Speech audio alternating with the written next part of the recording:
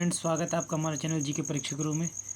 आज हम लोग देखने वाले हैं हिस्ट्री के मोस्ट इम्पॉर्टेंट फैक्ट जो हर किसी एग्ज़ाम के से रिलेटेड बहुत ही इम्पोर्टेंट हो जाते हैं। आज हम लोग हिस्ट्री के मोस्ट इम्पॉर्टेंट फैक्ट देखने वाले हैं जो कि हर किसी एग्ज़ाम, चाहे आप कोई भी एग्ज़ाम देने जाएँ, उससे रिलेटेड इम्पॉर्टेंट फैक्ट हैं। बिना किसी देरी के वीडियो को स्टार्ट करते हैं। ज़्यादा सभी इम्पोर्टेंट फैक्ट होंगे इसमें जो आपके एग्ज़ाम में कहीं ना कहीं से आते ही रहते हैं। ठीक है, तो बिना किसी देरी के वीडियो को स्टार्ट करते हैं।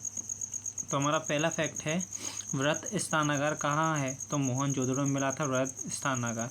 सिंधु सभ्यता का काल क्या था? 2350 से 1785 ईसा पूर्व। सिंधु सभ्यता का काल निर्धारण दोस्तों, सिंधु सभ्यता का काल निर्धारण कैसे किया गया? सिंधु सभ्यता का काल निर्धारण कैसे किया गया? C14 कार्बन विश्लेषण से किया गया। सिंधु सभ्यता की खोज का श्रेय किसे जाता है? तो राय बहादुर दयाराम साहनी को जाता है। नोट, सिंधु सभ्यता को कांस्य युगीन सभ्यता भी कहा जाता है। हड़प्पा सभ्यता किस सभ्यता का नाम थी? तो सिंधु सभ्यता का ही नाम थी हड़प्पा सभ्यता। हड़प्पा सभ्यता के लोग कौन थे? द्रविड़ एवं भूमध्य सागरीय। हड़प्पा सभ्यता के लोग कौन थे? द्रविड़ एवं भूमध्य सागरीय। हड़प्पा सभ्यता के सबसे अधिक स्थल किस राज्य में खोजे गए हैं? तो गुजरात के। हड़प्पा सभ्यता के सबसे अधिक स्थल किस राज्य में खोजे गए हैं? गुजरात में। हड़प्पा सभ्यता के बंदरगाहों के नाम, हड़प्पा सभ्यता के बंदरगाहों के नाम लोथल और सुरकोटदा इनके बंदरगाहों के नाम थे। हड़प्पा सभ्यता के बंदरगाहों के नाम लोथल और सुरकोटदा। जुते हुए खेत व नक्काशीदार ईंटों के साक्ष्य कहाँ से प्राप्त हुए? कालीबंगन से। जुते हुए खेत और नक्काशीदार ईंटें के साक्ष्य कहाँ से प्राप्त हुए? कालीबंगन से। कालीबंगन किस राज्य में? तो राजस्थान में। कालीबंगन किस में? राजस्थान में। नर्तकी की कांस्य की मूर्ति कहाँ से प्राप्त हुई? तो मोहनजोदड़ो से।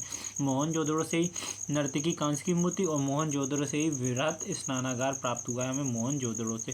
ठीक है, वृहत स्नानागार और नर्तकी कांस्य की मूर्ति दोनों हमें मोहनजोदड़ो से प्राप्त हुई है।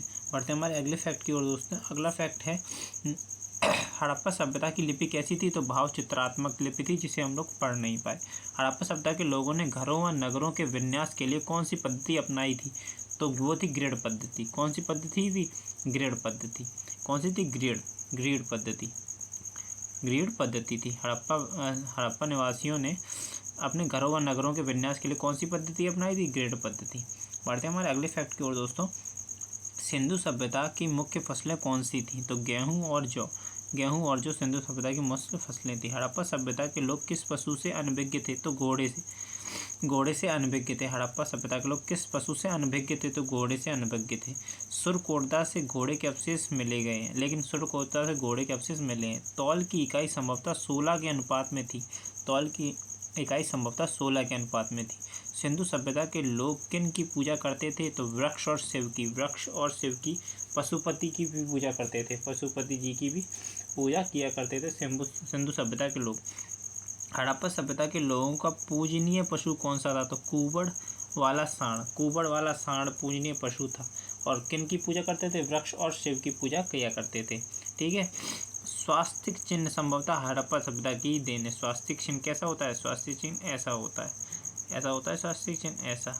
तो स्वास्तिक किन की देन है? संभवतः हड़प्पा वासियों की देन है। ठीक, बढ़ते हैं हमारे अगले फैक्ट की ओर। अगला फैक्ट है, सिंधु सभ्यता में मंदिर के अवशेष नहीं मिले थे। हड़प्पा सभ्यता संभवतः मात्र सत्तात्मक सभ्यता थी। कैसी सभ्यता थी? मात्र सत्तात्मक, जिसमें माता को वरीयता ज़्यादा दी जाती थी, माता ही होती थी। ठीक है, मात्र सत्तात्मक सत्तात्मक सभ्यता थी। अगला जो फैक्ट है वो कौन सा शहर कौन सी नदी के किनारे और किसने खोज की? तो हड़प्पा शहर था रावी नदी के किनारे। ठीक है, दयाराम साहनी ने 1921 में खोज करी थी हड़प्पा की। ठीक है, पाकिस्तान के मोंटगोमरी जिला, पाकिस्तान का मोंटगोमरी जिला है हड़प्पा। ठीक है, रावी नदी के किनारे था। दयाराम साहनी ने 1921 में खोज की। मोहनजोदड़ो सिंधु नदी के किनारे था। राखलदास बनर्जी ने 1922 में खोजा। पाकिस्तान के सिंध प्रांत का लड़काना जिला था। लोथल भोगवा नदी के किनारे था। रंगनाथ राव ने खोजा 1957-58 में। लोथल को भोगवा नदी किनारे, लोथल कहाँ था? भोगवा, लोथल भोगवा। तो लोथल भोगवा नदी किनारे भोगवा नदी किनारे रंगनाथ राव ने खोजा 1957-58 में। गुजरात का अहमदाबाद जिला है। ठीक है, गुजरात के अहमदाबाद जिले में, मतलब वही उसके आसपास ही ये पोर्ट था, लोथल भोगवा नदी किनारे रंगनाथ राव। अग्निकुंड कहाँ से प्राप्त हुए हैं? तो लोथल और कालीबंगन से अग्निकुंड प्राप्त हुए हैं। अग्निकुंड कहाँ से मिले, कहाँ से प्राप्त हुए हैं? लोथल और कालीबंगन से। सिंधु सभ्यता में मातृ देवी की उपासना सर्वाधिक प्रचलित थी। मातृ देवी की उपासना सर्वाधिक प्रचलित थी किसमें? सिंधु सभ्यता में। बढ़ते हैं हमारे अगले फैक्ट की ओर दोस्तों। सिंधु सभ्यता यहाँ पे समाप्त होती है, अब शुरू होती है वैदिक सभ्यता। ठीक है, वैदिक सभ्यता को दो भागों में बांटा जाता है। पहला है ऋग्वैदिक काल जो 1500 से 1000 ईसा पूर्व, और दूसरा है उत्तर ऋग्वैदिक काल। ठीक है, उत्तर ऋग्वैदिक काल 1000 से 600 ईसा पूर्व था।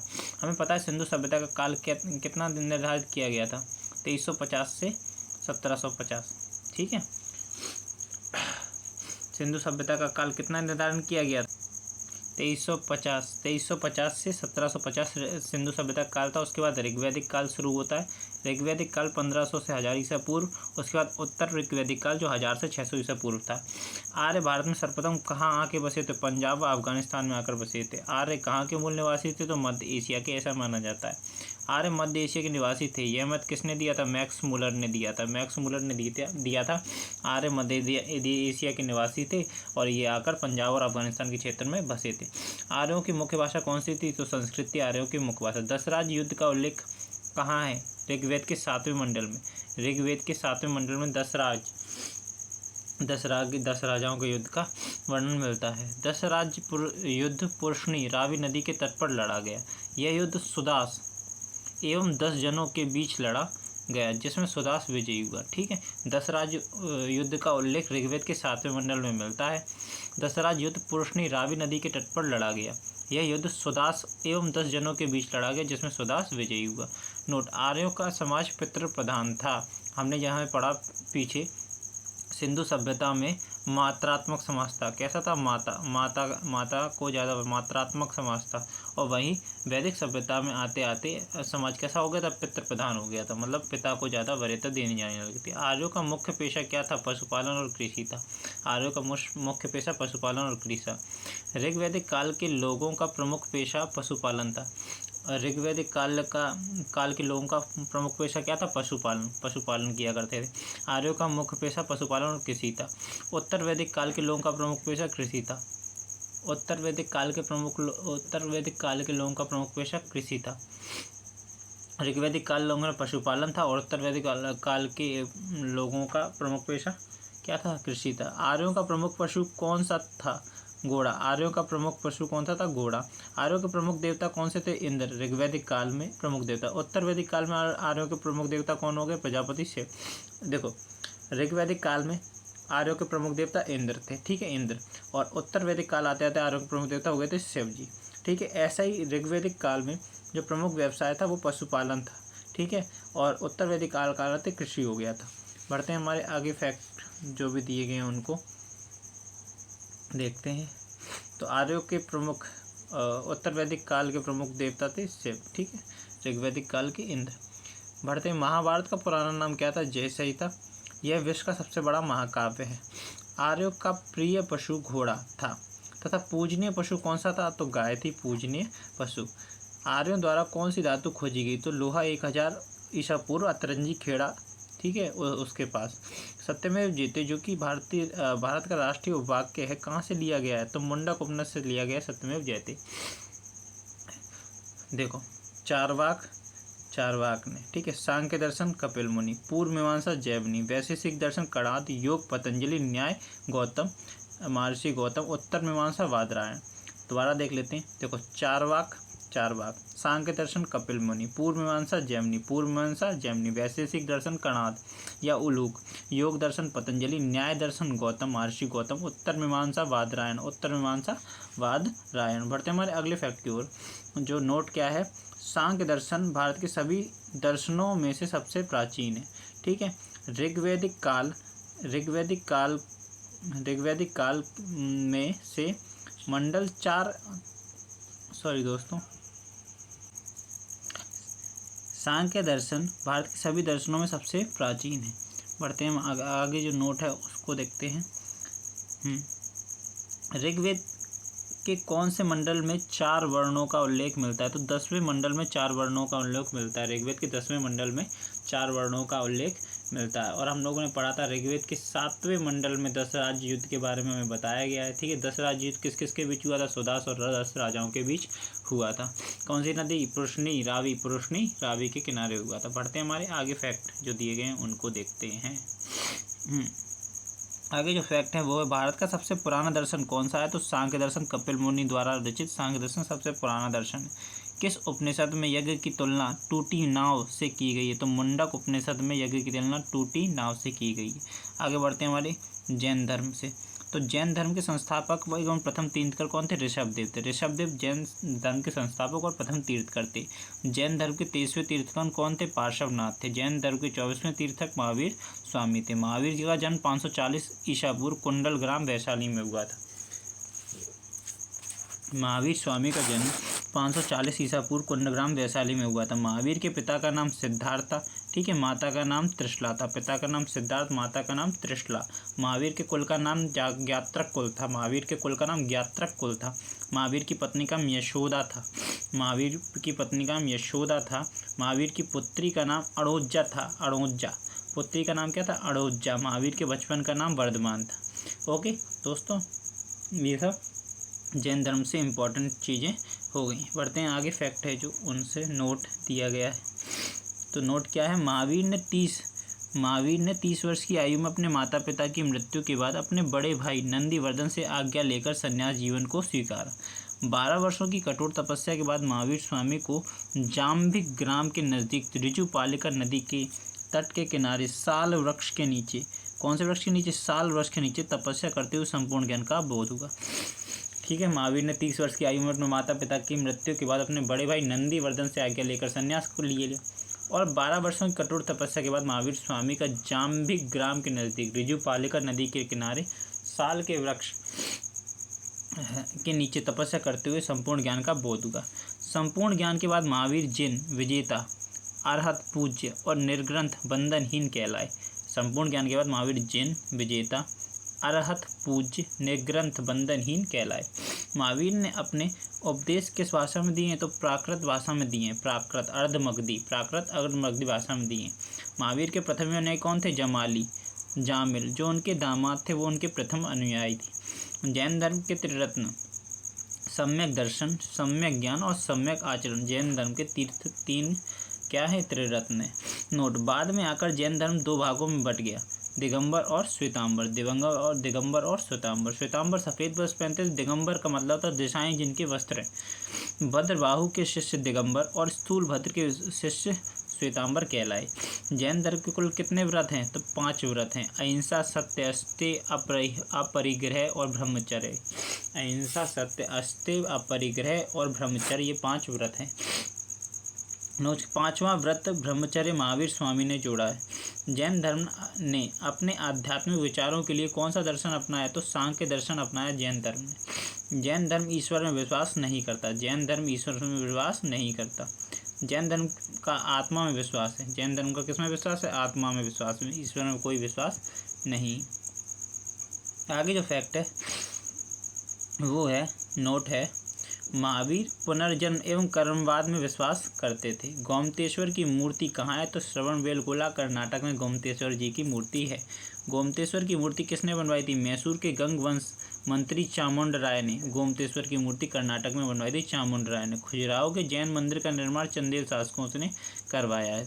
खजुराहो के जैन मंदिर का निर्माण चंदेल शासकों ने करवाया। बढ़ते हैं अगले नोट की ओर।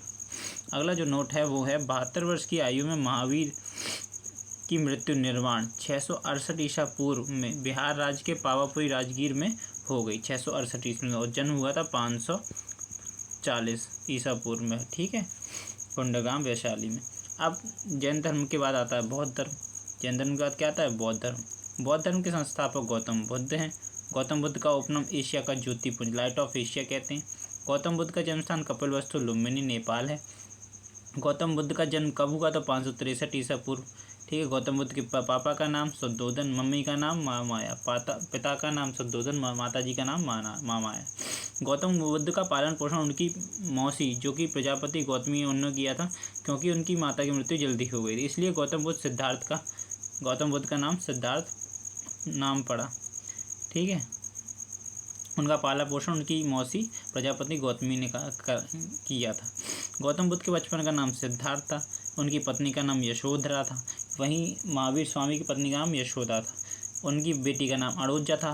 महावीर स्वामी की बेटी का नाम अड़ोजा था। इनके बेटे का नाम था राहुल। पढ़ते हैं आगे फैक्ट की ओर। जैसा कि है, कुछ चिन्ह दिए गए हैं जो कि महात्मा बुद्ध की जीवन से रिलेटेड है। देखते हैं। तो जन्म का प्रतीक है कमल और सांड। जन्म का जो प्रतीक है वो कमल और सांड है। ज्ञान का प्रतीक है पीपल।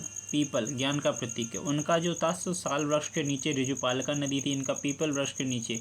ठीक है। मृत्यु का जो चिन्ह है वो स्तूप है। ठीक है, मृत्यु का चिन्ह स्तूप है। गृहत्याग का घोड़ा। गृहत्याग किसका घोड़ा। और निर्वाण पद चिन्ह, निर्वाण पद चिन्ह। तो जन्म का हो गया कमल और सांड। कमल और सांड जन्म के हो गए। ज्ञान का पीपल हो गया, बोधि वृक्ष से कहते हैं। मृत्यु का स्तूप हो गया। गृहत्याग का घोड़ा हो गया और निर्वाण का पद चिन्ह हो गया। अगला जो नोट है वो है 29 वर्ष की अवस्था में गौतम बुद्ध ने गृहत्याग कर दिया था। और गौतम बुद्ध के गृहत्याग को क्या कहा जाता है, महाविनिष्क्रमण कहा जाता है। गृहत्याग के बाद सिद्धार्थ ने वैशाली के अलार कलाम से सांख्य दर्शन की शिक्षा ली। वैशाली के अलार कलाम से, अलार कलाम कहाँ से थे, वैशाली के थे। इनसे सांख्य दर्शन की शिक्षा ली। अलार कलाम सिद्धार्थ के प्रथम गुरु हुए। अलार कलाम कौन हुए, सिद्धार्थ के प्रथम गुरु हुए। आगे बढ़ते हैं। तो बिना अन्न जल ग्रहण किए 6 वर्ष की कठिन तपस्या के बाद 35 वर्ष की आयु में वैशाख की पूर्णिमा की रात निरंजना या फल्गु नदी के किनारे पीपल के वृक्ष के नीचे सिद्धार्थ को ज्ञान प्राप्त हुआ। तो 35 वर्ष की आयु में प्राप्त हुआ, क्योंकि 29 साल में घर छोड़ा। 6 वर्ष बाद 35 वर्ष की आयु में वैशाख की पूर्णिमा निरंजना फल्गु नदी के किनारे पीपल वृक्ष के नीचे सिद्धार्थ को ज्ञान प्राप्त हुआ। ज्ञान प्राप्ति के बाद क्या कहलाए, बुद्ध कहलाए। ठीक है, सिद्धार्थ क्या कहलाए, बुद्ध कहलाए। बुद्ध अपनी मौसी प्रजापति गौतमी के कारण गौतम कहलाए। ठीक है, बुद्ध कहलाए। फिर प्रजापति गौतमी उनकी मौसी का नाम था, या माँ का कह लो, सौतेली माँ, तो उनके कारण गौतम बुद्ध कहलाए। जब सिद्धार्थ कपिलवस्तु की सैर पर निकले तो उन्होंने किन दृश्यों को देखा था, तो सबसे पहले देखा था एक बूढ़ा व्यक्ति। बूढ़ा व्यक्ति कैसा था, जैसा मान सकते बूढ़ा व्यक्ति था बीमार। फिर बीमार होने के बाद वो लुढ़क गया, मतलब चले गए। फिर शव और फिर एक सन्यासी, 4 चीज़ें उन्होंने देखी थी। तो पहला था बूढ़ा व्यक्ति, दूसरा था एक बीमार व्यक्ति, तीसरा शव और एक सन्यासी। ठीक है। स्तूप किस बात का प्रतीक है, मृत्यु का। स्तूप किसका प्रतीक है, मृत्यु का। बढ़ते हैं आगे, जो फैक्ट दिए गए हैं वो। हाँ, निर्वाण शब्द का शाब्दिक अर्थ क्या है। निर्वाण शब्द का शाब्दिक अर्थ दीपक का बुझ जाना। दीपक का बुझ जाना निर्वाण शब्द का शाब्दिक अर्थ है।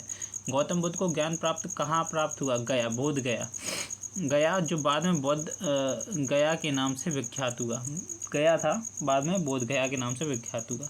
गौतम बुद्ध ने अपना पहला उपदेश कहाँ दिया, तो सारनाथ ऋषिपत्तम में पहला उपदेश दिया। गौतम बुद्ध ने अपने पहले उपदेश को किस नाम से जाना जाता है, गौतम बुद्ध धर्म चक्र परिवर्तन। पहले उपदेश को धर्म चक्र परिवर्तन के नाम से जाना जाता है। गौतम बुद्ध ने अपने उपदेश किस भाषा में दिए, तो पाली भाषा में गौतम बुद्ध ने अपने उपदेश दिए थे। गौतम बुद्ध ने सबसे अधिक उपदेश किस स्थान पर दिए, तो श्रावस्ती उत्तर प्रदेश में, तो यहाँ दिए थे। बुद्ध की मृत्यु 80 वर्ष की अवस्था में कुशीनगर देवरिया उत्तर प्रदेश में चुंद द्वारा अर्पित भोजन करने के बाद हो गई। बुद्ध की मृत्यु को कहा जाता है, महापरिनिर्वाण। ठीक है, महापरिनिर्वाण कहा जाता है। नोट, बौद्ध धर्म मूलतः अनीश्वरवादी है। इसमें आत्मा की परिकल्पना भी नहीं है। जैसे कि हमने देखा था, जैन धर्म में आत्मा की परिकल्पना थी और ईश्वर को नहीं मानते थे। ये भी ईश्वर को नहीं मानते हैं, लेकिन इसमें आत्मा की भी परिकल्पना नहीं है। किसमें, बौद्ध धर्म में। बौद्ध धर्म में पुनर्जन्म की मानता है। ये दोनों लोग मानते हैं। जैन धर्म भी पुनर्जन्म मानते थे और बौद्ध धर्म भी पुनर्जन्म मानते थे। जैन धर्म भगवान को नहीं मानते थे, केवल वो आत्मा की परिकल्पना पर विश्वास रखते थे। लेकिन बौद्ध धर्म भी भगवान को नहीं मानते और वो आत्मा की परिकल्पना पर भी विश्वास नहीं करते। बौद्ध धर्म के 3 रत्न हैं, कौन सा, बुद्ध धर्म और संघ। बुद्ध धर्म और संघ। बौद्ध सभाएं, ये बहुत इंपॉर्टेंट है, यहाँ से क्वेश्चन बनते हैं, देख लेते हैं इन्हें भी। तो पहली बौद्ध सभा कब हुई, 483 ईसा पूर्व। कहाँ हुई, राजगृह में। महाकश्यप जिसके अध्यक्ष थे, और कराई कितने थी, शासनकाल अजातशत्रु के शासनकाल में। तो 483 राजगृह, महाकश्यप, अजातशत्रु। 383 द्वितीय बौद्ध संगति जो कि वैशाली में हुई, सभाकामी इसके अध्यक्ष थे और कालाशोक ने करवाई। ठीक है, 383 में दूसरी हुई, वैशाली में हुई, सभाकामी इसके अध्यक्ष थे, कालाशोक ने कराई। तीसरी थी 255 ईसा पूर्व में पाटलिपुत्र में हुई। मोगलीपुत्र तिस ने अशोक के समय में कराई। मोगलीपुत्र तिस जिसके अध्यक्ष थे पाटलिपुत्र में अशोक के समय हुई। और प्रथम शताब्दी कुंडलवन वसुमित्र जिसके अध्यक्ष थे, उपाध्यक्ष थे अशुघोष, और कराई थी कनिष्क के शासनकाल में। तो हम टाइम पीरियड देखते हैं तो रहता है पहला 483, 383, 255 और प्रथम शताब्दी, ऐसे याद कर सकते हैं। स्थानीय लाइन तक देखते हैं तो राजगृह, वैशाली, पाटलिपुत्र और कुंडलन। राजगृह, वैशाली, पाटलिपुत्र और कुंडलन। अध्यक्ष देखते हैं तो महाकश्यप, सभाकामी, मोगलीपुत्र और वसुमित्र और अशुघोष। शासनकाल देखते हैं तो अजातशत्रु, कालाशोक, अशोक कनिष्क, अजातशत्रु, कालाशोक, अशोक कनिष्क। अब देखते हैं अगला नोट। छत्रोत्तर बौद्ध संगति के बाद बौद्ध धर्म दो भागों में बट गया। ये थे हीनयान और थे महायान। हीनयान और महायान। जातक कथाएं क्या हैं? गौतम बुद्ध के पूर्व जन्मों की कहानी जातक कथाएं कहलाती हैं। अनीश्वरवाद के संबंध में दोनों धर्मों जैन धर्म और बौद्ध धर्म में समानता है अनीश्वरवाद को लेकर। ठीक है। गौतम बुद्ध का जन्म, ज्ञान की प्राप्ति एवं महापरिनिर्वाण तीनों वैशाख मास की पूर्णिमा के दिन हुए। देखो, गौतम बुद्ध का जन्म और ज्ञान की प्राप्ति और महापरिनिर्वाण, गौतम जी को जन्म भी वैशाख की माघ पूर्णिमा हुआ और मृत्यु भी तभी हुई वैशाख की माघ पूर्णिमा में, और उनको ज्ञान प्राप्ति वैशाख मास की पूर्णिमा में हुआ। करते हैं आगे जो हमारे फैक्ट है वो है मौर्य समाज से रिलेटेड। मौर्य वंश का संस्थापक कौन था? चंद्रगुप्त मौर्य था। चंद्रगुप्त मौर्य ने किसको हराया और किस वंश की स्थापना की? नंद वंश के राजा घनानंद को हराया और मौर्य वंश की स्थापना की। मौर्य वंश की स्थापना चंद्रगुप्त मौर्य ने चाणक्य की मदद ली थी और बाद में चाणक्य चंद्रगुप्त मौर्य का प्रधानमंत्री बना था। चाणक्य के अन्य नाम क्या थे? विष्णुगुप्त और कौटिल्य थे। अर्थशास्त्र नामक ग्रंथ की रचना किसने की थी? कौटिल्य ने की, जो कि राजनीति से संबंधित है। कौटिल्य द्वारा रचित अर्थशास्त्र का विषय वस्तु क्या थी? प्रशासन, राजनीति थी। चंद्रगुप्त राजगद्दी पर कब बैठा? 322 ईसा पूर्व में। 322 ईसा पूर्व में चंद्रगुप्त राजगद्दी पर बैठा। चंद्रगुप्त प्रारंभ में शैव था, बाद में उसने जैन धर्म अपना लिया था। चंद्रगुप्त प्रारंभ में शैव था और बाद में उसने जैन धर्म अपना लिया था। चंद्रगुप्त ने जैन धर्म की दीक्षा किससे ली थी? भद्रबाहु से। भद्रबाहु ने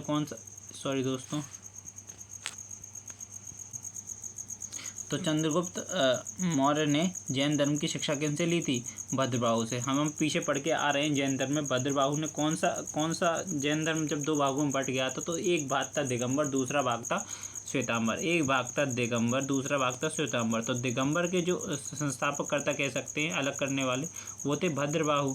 ठीक है। दिगंबर के भद्रबाहु और श्वेतांबर वाले के थे स्थूलभद्र। कौन थे? स्थूलभद्र। तो दिगंबर वाले भद्रबाहु से शिक्षा ली थी चंद्रगुप्त मौर्य ने।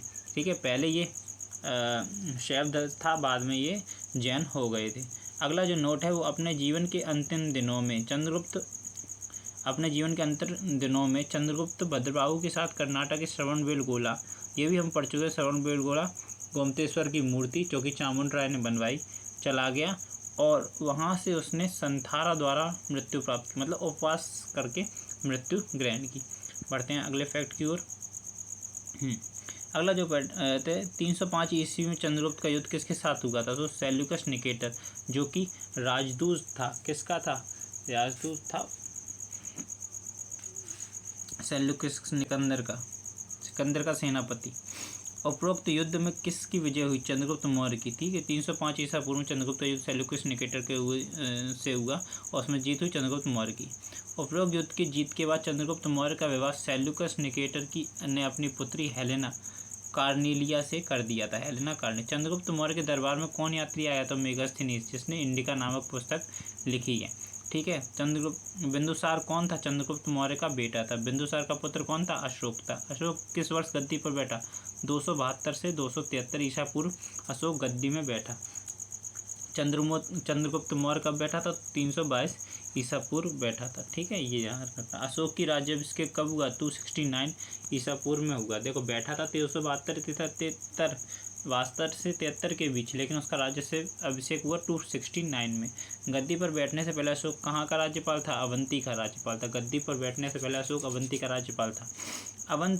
अवंतिका आधुनिक उज्जैन को कहा जाता है। ये नोट में लिखा है। किन अभिलेखों में अशोक का नाम अशोक मिलता है? तो मास्की और गुर्जरा अभिलेख में अशोक का नाम अशोक मिलता है। आगे जो नोट दिए गए हैं वो हैं, अशोक के अधिकांश अभिलेख में उसका नाम देवा नाम प्रिय और प्रियदर्शी मिलता है। पुराणों में अशोक को क्या कहा गया, तो अशोक वर्धन कहा गया। पुराणों में अशोक को अशोक वर्धन कहा गया। अशोक ने किस वर्ष कलिंग पर आक्रमण किया, तो 261 ईसा पूर्व, और वहाँ के राजा को बुरी तरह हराया। अशोक को बौद्ध धर्म की दीक्षा दी थी उपगुप्त ने। अशोक को बौद्ध धर्म की शिक्षा दी थी उपगुप्त ने। अशोक ने अपने पुत्र महेंद्र और संघमित्रा को बौद्ध धर्म के प्रचार के लिए कहाँ भेजा था, श्रीलंका भेजा था। कहाँ भेजा था, श्रीलंका भेजा था।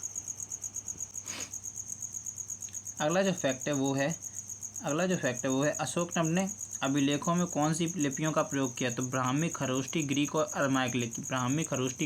अरमाइक लिपि का प्रयोग किया।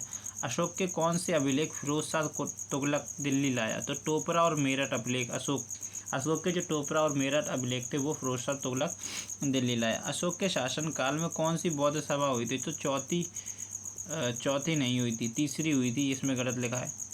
बौद्ध सभाएं 4 हुई थी, हम लोग देख के आए थे। तो उसमें जो तीसरी बौद्ध सभा थी वो अशोक के शासनकाल में पाटलिपुत्र में हुई थी 255 ईसा पूर्व में, ठीक है। और जो चौथी हुई थी वो थी 1ली शताब्दी में, ठीक है। तब तक तो अशोक निमट चुके थे, ठीक है। तो पाटलिपुत्र में 255 वाली ईस्वी वाली सही है, ठीक है। तो अशोक के शासनकाल में कौन सी बौद्ध सभा हुई थी, तो तीसरी हुई थी। अशोक ने कौन से 2 शहर बसाए, तो ललित पाटन नेपाल और श्रीनगर अशोक ने बसाया था, और ललित पाटन नेपाल में अशोक ने बसाया था। अशोक के अभिलेखों में किस व्यक्ति को ने पढ़ा, तो जेम्स प्रिंसेप ने अशोक के अभिलेखों को पढ़ा। हिंदू यूनानी शासकों में सबसे अधिक विख्यात राजा कौन था, मिनांडर। हिंदू यूनानी शासकों में सबसे अधिक विख्यात था मिनांडर। मिनांडर की राजधानी क्या थी, शाकल, आधुनिक सियालकोट। मिनांडर की जो राजधानी थी वो थी शाकल, आधुनिक सियालकोट। मौर्य वंश का अंतिम शासक कौन था, वृहदत्त था। सातवाहन वंश की स्थापना किसने की, शिमुक ने की, 660 ईसा पूर्व में की थी। मिनांडर ने किससे बौद्ध धर्म की दीक्षा ली थी, नागसेन, नागार्जुन से मिनांडर ने बौद्ध धर्म की दीक्षा ली थी। मिनांडर की जो राजधानी थी वो थी शाकल, आधुनिक सियालकोट थी। मिनांडर के प्रश्न एवं नागसेन द्वारा दिए गए उत्तर किस पुस्तक में संग्रहित है, मिलिंद पन्हो, अर्थात मिलिंद के प्रश्न। इसमें शक मूलतः कहाँ के निवासी थे, तो मध्य एशिया के। शक भी मध्य एशिया के निवासी थे, आर्य भी मध्य एशिया के निवासी थे, ठीक है। आर्यों की भाषा संस्कृत थी। 58 ईसा पूर्व में उज्जैन के स्थानीय राजा ने शकों को पराजित करके बाहर खदेड़ा। 58 ईसा पूर्व में उज्जैन के स्थानीय राजा ने शकों को पराजित करके बाहर खदेड़ दिया और विक्रमादित्य की उपाधि धारण की।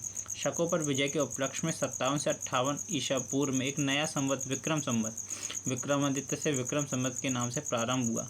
शकों को सबसे प्रतापी राजा कौन था, रुद्रदामन प्रथम था। शकों का सबसे प्रतापी राजा कौन था, रुद्रदामन प्रथम था। कौन था, रुद्रदामन प्रथम। रुद्रदामन प्रथम ने काठियावाड़ से की अर्ध सुदर्शन झील मौर्यों द्वारा निर्मित का जीर्णोद्धार कराया।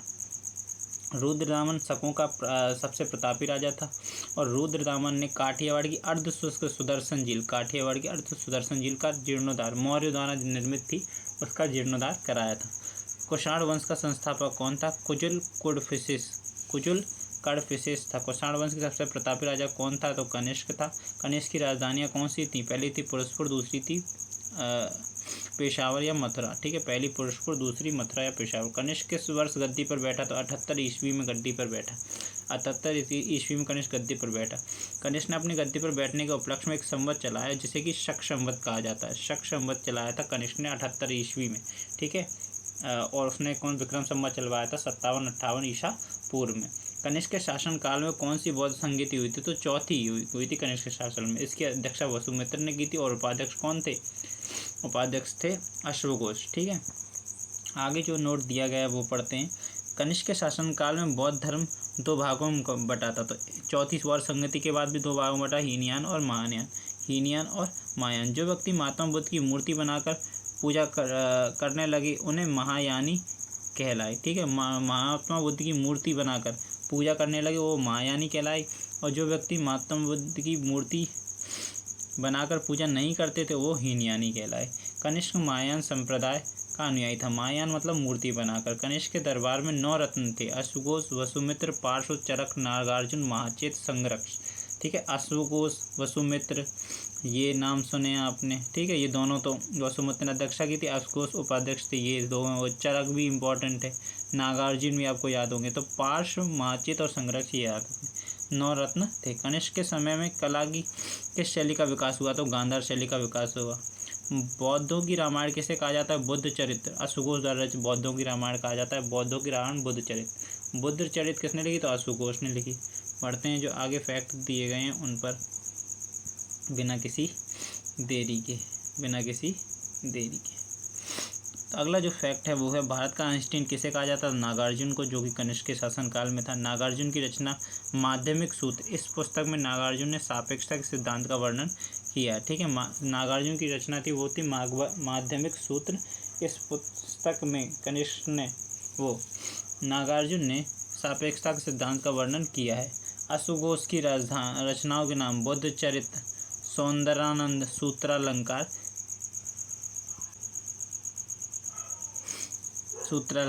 गिरनार अभिलेख सबसे पहले विशुद्ध संस्कृत भाषा में लिखा गया अभिलेख किसने जारी किया था? तो रुद्रदामन ने।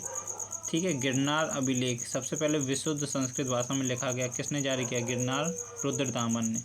शकों का सबसे प्रतापी राजा। कनिष्क के शासनकाल में कला की कौन सी शैली का विकास हुआ? गांधार शैली व मथुरा शैली।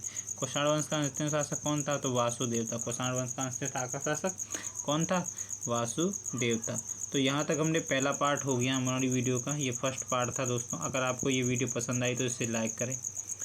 बहुत मेहनत लगी है, इस वीडियो को लाइक ज़रूर कर दें दोस्तों। ठीक, और अपने दोस्तों को शेयर मार दें। अपने दोस्तों को शेयर मारें इस वीडियो को।